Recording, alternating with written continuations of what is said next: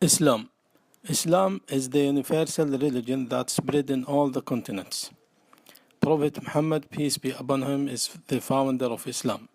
He began his message in Mecca, which is considered a holy city by all Muslims. He spent the first 10 years calling the people of Mecca, who they worshipped idols, to Islam. After that, he migrated to Medina, where he established an Islamic state. Islam spread all over the world in a number of ways.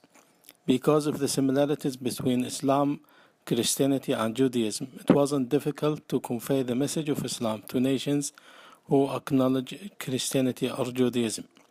Among these similarities are acknowledging the Almighty, the Day of Judgment, and the revelation from the heaven.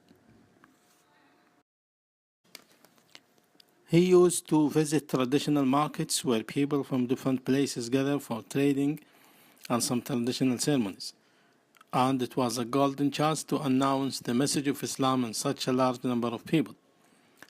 In addition, some of his companions, after embracing Islam, went back to their people and called them for Islam.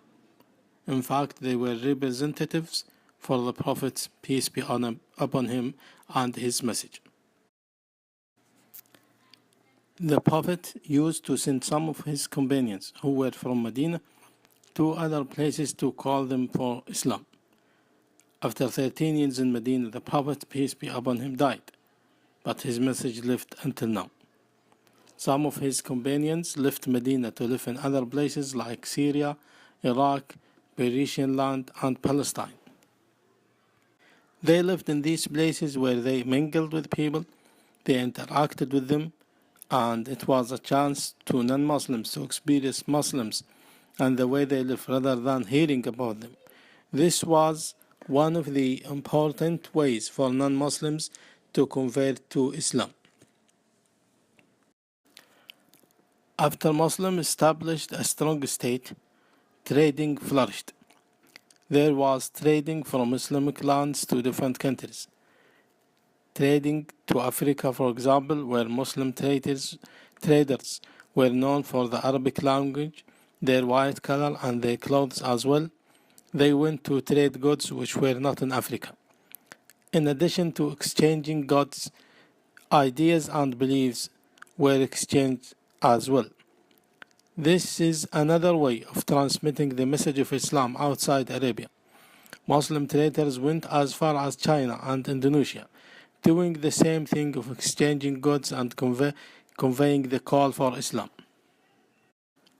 Muslim explorers had their share in spreading Islam as well. Zheng He, a Chinese Muslim who went on a mission to explore the Indian Ocean, has a big fleet. It was so big that it was composed of 160 junks. During his journey, he was a representative of Islam as well. Ebony Battuta, a Muslim from North Africa, went to different places. He went as far as India, and he wrote all his remarks in a book called Ebony Battuta Journey. He spent 30 years in traveling from a place to another, and he was doing his turn calling for Islam.